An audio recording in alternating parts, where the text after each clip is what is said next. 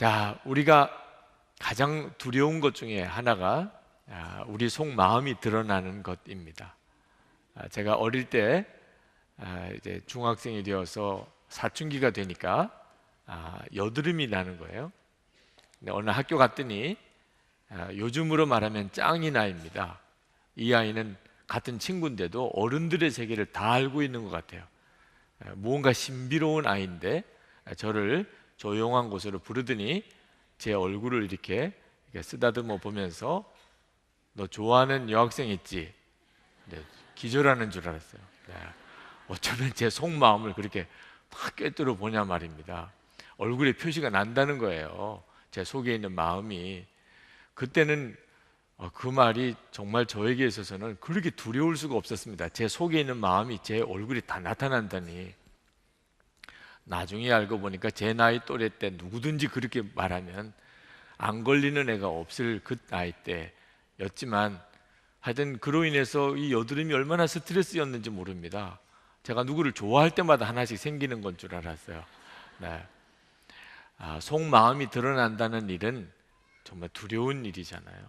근데 하나님이 우리를 심판하실 때 가장 두려운 순간이 진짜 그때는 내 속에 있는 마음이 다 드러나게 되는 날이기 때문입니다.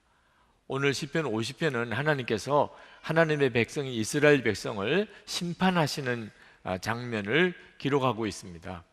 1절에서 6절까지 하나님이 심판주로 등장하시는 장면이 아주 엄하게 그리고 두려울 모습으로 묘사되어지고 있습니다. 그리고 하나님께서 하나님의 백성인 이스라엘 백성을 심판하십니다. 하나님께서 하나님의 백성을 심판하실 게 뭐 있으시겠어요? 네, 하나님께서 한 가지를 이스라엘 백성에게 물으시겠다고 하셨는데 그것은 희생 제사에 대한 것입니다. 5절에 보면 나를 믿는 성도들을 나에게로 불러 모아라. 하나님은 하나님의 백성을 불러 모으신다는 거죠. 그리고 희생 제물로 나와 언약을 세운 사람들을 나에게로 불러 모아라. 하나님은 이스라엘 백성들과 언약을 맺으셨는데 그것은 희생 제사를 드리는 것에 대한 언약입니다. 하나님이 이스라엘 백성을 당신의 백성으로 삼으시고 그리고는 희생 제사를 드리게 하셨습니다.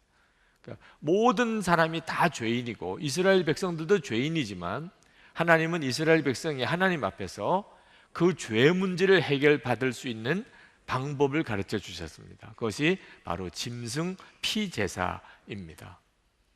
그리고 이스라엘 백성들이 그 희생 제사를 신실하게 하나님 앞에 지켜 드리면 하나님께서 이스라엘 백성들의 죄를 사하시고 하나님과 이스라엘 백성들 사이에서는 바른 관계가 맺어지게 되는 거죠. 그런데 하나님께서 바로 이 희생 제사가 바로 드려졌는지를 물으시겠다는 거예요. 그러면서 하나님께서 말씀하시기를 이스라엘 백성들이 얼마나 하나님께 제물을 많이 바쳤느냐, 이런 것에 대해서는 하나님이 따지지 않으시겠다고 하셨습니다. 8절에 보면 나는 너희가 바친 제물을 두고 너희를 탓하지는 않는다. 하나님이 제물을 너무 적게 바쳤다, 좋은 거 안 바쳤다, 이런 문제 가지고 이스라엘 백성들에게 따지지 않으시겠다는 거예요. 그리고 이스라엘 백성들이 한 번도 거르지 않고 하나님께 드려야 될 제사를 다 드렸다는 사실에 대해서도 인정하셨습니다. 8절에 너희는 한 번도 거르지 않고 나에게 늘 번제를 바쳤다. 그러니까 하나님이 관심하시는 것은 제물이 아니라는 뜻입니다. 9절에서 13절까지 보면은 하나님은 모든 짐승을 다 소유하고 계신 하나님이십니다. 그런데 무슨 이스라엘 백성들에게 제물이 필요해서 제물이 탐이 나서 하나님이 제물을 바치라고 했겠냐 말입니다. 다 하나님의 것인데, 하나님이 정말 원하시는 것, 하나님이 이스라엘 백성들이 희생 제사를 드릴 때 정말 관심하시는 것은 진짜 감사해서 희생 제사를 드리는 건가 하는 것이 하나님의 관심사라는 겁니다. 너희들은 정말 감사하니? 정말 감사해서 하나님께 희생 제사를 드리는 것이니? 라고 물으시는 거예요. 14절에 감사 제사를 하나님께 드리며 너희의 서원한 것을 가장 높으신 분에게 갚아라. 정말 감사함으로 제사를 드리는 게 맞다면 하나님의 심판 자리에서 구원을 받을 것이라는, 정말 감사한 것이라면, 그렇다면 하나님께서 심판 자리에서 건져 주실 것이라는 겁니다. 15절에 그리고 재난의 날에 나를 불러라. 내가 너를 구원하여 줄 것이요 너는 나에게 영광을 돌리게 될 것이다. 그러니까 하나님이 말씀하시는 것은 그 마음에 진짜 감사가 있다면 반드시 너희들은 약속대로 구원을 받을 것이라. 심판에서 너희들은 건짐을 받을 것이라는. 자, 오늘 우리도 하나님께 예배드리는 시간에 이 자리에 있습니다. 하나님은 우리에게도 똑같은 것을 원하시지 않겠습니까? 그것은 감사하냐 하는 겁니다. 우리가 오늘 하나님께 예배를 드렸어요. 예배를 드린다는 게 뭐죠? 예배 시간에 앉아 있는 겁니까? 하나님께서 우리에게 원하시는 것은 너가 정말 마음에 감사하냐? 예배를 드리는 우리의 마음을 하나님이 물으시는 겁니다. 여러분, 하나님이 가장 싫어하시는 것이 마음은 아닌데 겉으로만 잘하는 것입니다. 그걸 가증하다고, 또 오늘 16절에서는 악인이라고 말을 하셨어요. 속 마음은 안 그런데 겉으로만 잘하는 겁니다. 마치 예배를 드릴 때 마음은 예배가 아닌데 몸만 예배 자리에 나와 앉아 있는 이런 경우를 하나님께서 악하다고 말씀하셨어요. 16절에 하나님께서 악인들에게 말씀하신다 그랬는데, 여기 이 악인들은 아주 흉악한 조폭 같은 사람들을 말하는 게 아닙니다. 제사장들과 서기관 같은 사람들에게 하시는 이야기였어요. 너희는 어찌하여 감히 내 법도를 전파하며 내 언약의 말을 감히 너희 입에서 읊조리느냐. 하나님의 법도를, 하나님의 언약의 말씀을 가르치고 또 인용하는 사람은 제사장들과 서기관들이었습니다. 그 당시에 가장 하나님을 잘 믿고 하나님의 말씀을 잘 알고 하나님의 말씀을 가르치는 사람들이었다는 거예요. 그런데 하나님이 그들에게 악인이라고 말씀하셨습니다. 이유는 마음이 아니니까. 마음. 겉으로는 제사장이고 서기관이고, 그리고 그들이 하는 말로는 하나님의 법도가, 말씀이 맞지만 마음이 아닌 걸. 마음이. 17절, 18절, 19절, 20절까지 보면 너희는 내 교훈을 역겨워하고 나의 말을 귓전으로 흘리고 말았다. 분명히 자기 입으로 전하고 가르치면서도 마음은 아니라는 거야. 마음은 오히려 하나님의 말씀에 대해서 전혀 역겨워하고 어떻게 그렇게 살 수 있어, 그렇게 생각하고 있다는 겁니다. 도둑을 만나면 그와 친구가 되고, 간음하는 자를 만나면 그와 한패거리가 되고, 입으로 악을 꾸며내고 혀로는 거짓을 지어내고, 동기간의 허물을 들추어 말하고 한 어머니에게서 태어난 동기들을 비방하였다는, 이런 사람을 종교인이라고 하는 겁니다. 하나님을 믿는다고 하면서도 실제로는 사는 걸 보면 전혀 하나님의 말씀과 상관없이 사는 사람들을 종교인이라고 하는 거예요. 마음이 강팍한 사람입니다. 조폭과 같은 사람, 방탕한 사람, 그런 사람도 강팍한 사람이지만 그래도 그들은 일관성이라도 있죠. 하나님을 안 믿는 거예요. 하나님이 어디 계시냐? 그러면서 그들이 그렇게 막 사니 그래도 일관성은 있잖아요. 하나님을 믿는다면서 하나님이 분명히 살아계시고 함께 계시는 것을 믿는다면서 어떻게 소리를 그렇게 질러요? 소리를. 아니, 하나님이 다 보고 계시는 것을 믿는다면서, 하나님의 마음에 계시다는 걸 믿는다면서 어떻게 그런 말을 해요? 이건 상상이 안 가는 거잖아요. 거짓말을 하고 악한 말을 꾸며내고 같은 형제들끼리 싸우고, 어떻게 음란한 자와 한패거리가 되고 같이 도둑질을 하고 어떻게 그렇게 할 수 있어요? 완전히 마음이 강팍해진 겁니다. 하나님을 믿는다고 말하면서도 실제로는 하나님의 말씀대로 살지 않는 사람이 사실은 가장 큰 범죄자이라는 거예요. 하나님이 그 모든 걸 다 보고 계십니다. 21절에 이 모든 일을 너희가 저질렀어도 내가 잠잠했더니 너희는 틀림없이 내가 너희와 같은 줄로 잘못 생각하는구나. 이제 나는 너희를 호되게 꾸짖고 너희 눈앞에 너희 죄상을 낱낱이 밝혀 보이겠다. 하나님이 가만히 계시니까, 오래 참으시니까, 기다려 주시니까 하나님도 그냥 동의하신 줄로 하나님도 똑같은 줄로 생각하고 더 악하게 나아가는 것을 보시고 하나님께서 이제는 내가 가만히 있지 않겠다라고 말씀하셨어요. 그래서 시편 기자가 탄식합니다. 성령 하나님의 탄식이에요. 22절에 하나님을 잊은 자들아 이 모든 것을 깨달아라. 하나님을 지금 잊고 있다는 걸 깨달으라는 거예요. 그렇지 않으면 내가 너희를 찢을 때에 구하여 줄 자가 없을까 두렵구나.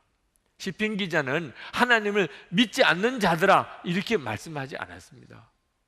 하나님을 믿지 않는 자들아 그랬으면 오늘 여기 해당되는 사람은 아무도 없을 거예요. 그런데 하나님을 잊은 자들아, 하나님을 잊어버렸어요. 하나님을 바라보지 못하고 살아요. 우리가 괜히 소리 지르고 삽니까? 괜히 싸우나요? 하나님을 바라보지 못하는 거예요. 하나님을 잊어버린 거예요. 그러니까 우리가 세상에 사는 동안에 하나님을 믿는다고 하면서도 은밀한 죄를 짓고 서로 싸우고 불평하고 원망하고 그렇게 산단 말입니다. 하나님을 바라보지 못하고 하나님을 잊고 사는 것이 아주 심각한 문제입니다. 두려운 일이에요. 마태복음 7장 22절에서 23절에 보면 주의 이름으로 선지한 노릇하고 주의 이름으로 귀신을 쫓아내고 주의 이름으로 많은 권능을 행하던 자들, 대단한 사역자죠. 이런 능력 있는 종들이 하나님 앞에 섰을 때 하나님께서 내가 너를 도무지 알지 못한다, 불법을 행하는 자들아 내게서 떠나가라 하리라 라고 말씀하셨어요. 그러니 여러분, 하나님을 믿는다고 하면서도 불법을 행하는 것이 얼마나 두려운가 하는 것을 알 수 있습니다. 어떻게 그게 가능하죠? 하나님을 믿는 사람들이 어떻게 불법을 행할 수 있어요? 하나님을 잊어버린 거예요. 그 어떤 일을 할 때 하나님을 까맣게 잊어버린 겁니다. 하나님을 전혀 바라보지 못하고 의식하지 못하고 그렇게 산 거예요. 얼마나 많은 성도들이 하나님을 믿지만 실제로 살아가는 삶의 가정에서, 직장에서, 사업하는 현장에서 내가 사람들과 어울려 지내는 동안에 하나님을 잊어버렸는지만, 하나님을 전혀 바라보지 못하고 그렇게 말하고 행동하고 사는지 정말 두려울 일이죠. 여러분, 어떤 사람과 여행을 하는데 그 사람과 같은 방을 써야 된다면 아마 여러분들의 마음에 불편함이 있으실 겁니다. 왜? 혼자 마음대로 할 수 없잖아요. 두 사람이 좁은 공간에 같은 방을 써야 되면 아무래도 그 사람에 대한 배려를 해줘야 되고 신경을 써야 되고 그러면 당연히 좀 불편하지요. 예수님을 마음에 모시고 살면 당연히 불편할 때가 있습니다. 내 마음대로 못하니까. 그래서 불법을 행할 수가 없는 거예요. 예수님을 진짜 마음에 모시고 그 예수님을 바라보고 예수님을 내가 잊어버리지 않고 산다면 불법을 행할 수가 없게 됩니다. 불평과 원망도 마찬가지입니다. 하나님을 잊었기 때문에 나오는 거예요. 불평과 원망이 다 그럴 만한 이유가 있으니까 나오는 거잖아요. 그러나 사실은 불평과 원망할 거리가 있어서 불평과 원망이 나오는 게 아니고 하나님을 잊어버렸기 때문에, 그래서 불평하고 원망하게 되는 겁니다. 이스라엘 백성들이 40년 광야 생활을 할 때 얼마나 힘들었겠어요. 당연히 불평 원망이 나올 만하지요. 성지 순례를 가보니까 이스라엘 백성들이 불평 원망할 만하다고 다 느꼈어요. 그렇지만 그들이 광야에서 40년을 살았기 때문에 불평과 원망을 한 게 아니고 하나님을 잊어버렸기 때문에, 출애굽 때 하나님, 불기둥과 구름기둥으로 함께 하시는 하나님, 아침마다 만나를 내려주신 하나님, 그들은 놀라운 은혜 속에 살았습니다. 그런데도 하나님을 잊어버리니까 그 놀라운 은혜 가운데서 불평과 원망이 나오는 거예요. 여러분, 혹시 불평과 원망을 하게 된다면 한번 다시 생각해 봐야 됩니다. 예수님을 바라보고도 여전히 그런 불평과 원망이 나올까? 나를 위해서 채찍에 맞으신 예수님의 그 채찍 맞으신 그 등을 보고도, 나를 위해서 가시면류관을 쓰신 예수님의 그 가시면류관 쓴 얼굴을 보고도, 나를 위해 십자가 지고 골고다 산에 올라가시는 예수님의 그 장면을 내가 보고도, 예수님이 십자가에 못 박혀 달려 계신 그 예수님의 그 모습을 정말 보고도 불평이 나옵니까? 원망이 나올 만한 일입니까? 예수님을 바라보지 못하니까 이 엄청난 은혜를, 하나님의 아들이, 그분이 나를 위해서 십자가에 죽으신 이 엄청난 은혜를 받고 구원을 받은 사람, 그런 은혜를 받고도 불평이 나오고 원망이 나온다. 하나님께서 우리의 불평과 원망하는 모습을 보시고 하나님이 탄식하시는 거예요. 로마서 8장 32절에 자기 아들을 아끼지 아니하시고 우리 모든 사람을 위하여 내주시니가 어찌 그 아들과 함께 모든 것을 우리에게 주시지 아니하겠느냐. 진짜 하나님께서 독생자인 예수 그리스도를 나를 위하여 주셔서 십자가에 죽기까지 하게 하셨다는 사실을 정말 믿으면, 그러면 무엇이 걱정이에요? 그렇게 하나님이 나를 사랑하셨는데, 독생자까지 나를 위하여 주셨는데 뭘 안 주시겠어요? 안 주시면 무슨 이유가 있으시지 않으시겠어요? 원망하고 불평할 일이 어디 있겠습니까? 하나님은 오늘 우리가 예배를 다 드리러 모였는데 정말 마음에 감사해서, 하나님의 은혜에 대한 감사가 마음에 넘쳐서 그렇게 예배를 드리는 건지를 하나님은 보고 싶으신 거예요. 그렇습니까? 여러분의 마음에 정말 하나님께 감사한 마음으로 나오신 거예요? 23절에 보니까 감사하는 마음으로 제물을 바치는 사람이 나에게 영광을 돌리는 사람이니 올바른 길을 걷는 사람에게 내가 나의 구원을 보여주겠다. 감사하는 마음으로 하나님께 제물을 바치는 자, 예배 드리는 자, 그가 하나님을 영화롭게 하는 사람이라. 그러므로 오늘 이 시간 우리가 하나님께 예배를 드리는데 마음을 하나님께 드러내셔야 됩니다. 그냥 설교하는 목사를 보고, 찬양하는 우리 찬양대를 보고, 예배당을 보고 그렇게 예배드리고 가는 게 아닙니다. 우리는 오늘 하나님 앞에 우리 마음을 다 내어드리려고 온 거예요. 여러분의 마음을 오늘 하나님께 드리는 것입니다. 여러분, 어릴 때 초등학교나 중학교, 고등학교 다닐 때 가방 검사 받아보신 적 있죠? 갑자기 선생님이 가방 다 책상 위에 올려, 그리고는 가방 속에 있는 거, 주머니 속에 있는 거 다 꺼집어내게 해서 검사 받아보신 적 있잖아요. 한 번은 가방 검사하는 날 제 가방에서 담배가 나온 거예요. 담배가. 뒤에 있는 애가 하도 급하니까 제 가방 속에다가 집어요. 뭐라고 설명을 드려야 될지 모르겠어요. 희한한 책들 가지고 와서, 말도 안 되는 잡지들 가지고 와서 들려보다가 가방 검사할 때 그게 다 드러나가지고 정말 난감했던 적이 있지요. 내 속에 있는 것이 드러날 때 그렇게 두렵다, 그 말은. 우리가 오늘 하나님 앞에 나와서 예배 드릴 때 내 마음을 이 시간에 하나님 앞에 다 드러내야 합니다. 하나님은 그걸 보시니까. 여러분, 우리가 영성일기를 쓰실 때 다 겪었던 일 중에 하나가 내 일기를 드러내는 것에 대한 두려움이잖아요.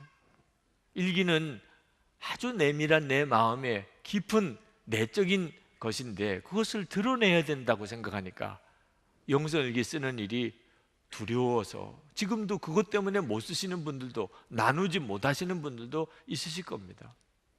두려운 일이긴 해요. 그러나 기억하셔야 됩니다.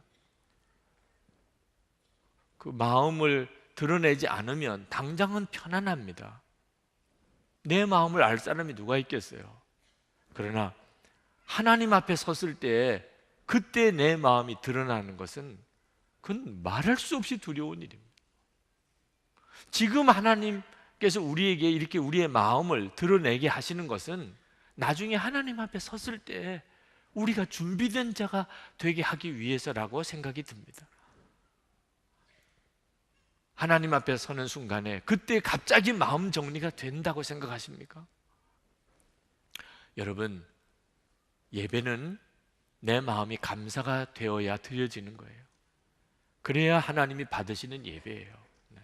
그런데 예배 드릴 때만 감사할 수는 없어요. 내 모든 삶이 감사여야 비로소 예배 드릴 때 감사가 나오는 거예요.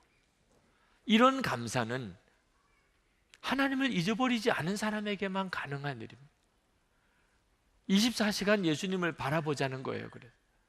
항상 하나님을 잊어버리지 않으면 내 처지와 형편 상관없어요. 주님을 바라보기 때문에 내 마음에서 감사가 나옵니다. 그러나 내가 주님을 바라보지 못하고 하나님을 잊어버리면 그러면 나는 한순간에 감사를 다 잃어버리게 됩니다. 감사가 안 되는 것은 믿음이 사라졌기 때문입니다. 마음 깊이 두려운 거예요. 고린도전서 1장 27절에 하나님께서는 약한 자, 미련한 자, 없는 자, 천한 자, 멸시받는 자를 택하여 쓰신다고 하셨어요. 여러분이 이 사실을 진짜 믿으면 그냥 모든 게 감사해요.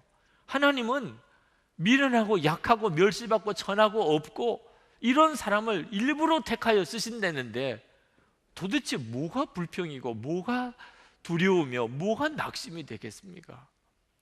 그게 안 믿어지니까, 그 주님을 바라보지 못하니까, 그러니까 모든 것이 다 낙심이고 불평이고 원망이죠. 공부 열심히 안 해서 성적이 안 나오는 경우면 그건 회개해야죠. 그런데 공부 열심히 하고 최선을 다했는데도 성적이 안 나오는 것은 약한 거죠. 암기력이 없는 거고, 그리고 어떤 지적 능력이 약한 거지요. 근데 그건 아무 문제가 안 되는 겁니다. 왜? 그것 때문에 우리가 주님을 더 의지하게 되니까. 약한 것은 전혀 부끄러운 것도 아니고 문제도 아닙니다. 하나님이 그 약한 자를 일부러 쓰신다고 그랬었죠. 약하니까 하나님을 진짜 믿게 되는 거니까. 저는 약하면 죽는 줄 알았어요. 실제로 어릴 때부터 듣기를 남보다 뛰어야 되고 공부 잘해야 되고 하여튼 능력이 있어야 되고 그래야 된다고 하도 말을 듣다 보니까 제가 약하면 그러면 죽는 줄 알았어요. 교회는 끝나고 내 사역도 다 끝나고 저희 아내와 두 딸은 그날로 끝이고 그렇게 되는 줄 알았어요. 약하면 안 된다. 그런데 예수님을 바라보지 못했기 때문에 그랬었어요. 예수님을 실제로 바라보지 못하는 상태에서는 약하면 끝난 거예요. 약하면 죽는 거예요.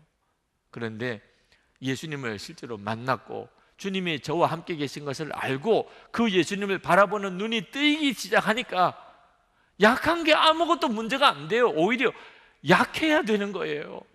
약해야 주님을 바라보는 거예요. 약하면 주님이 역사하시는 거예요.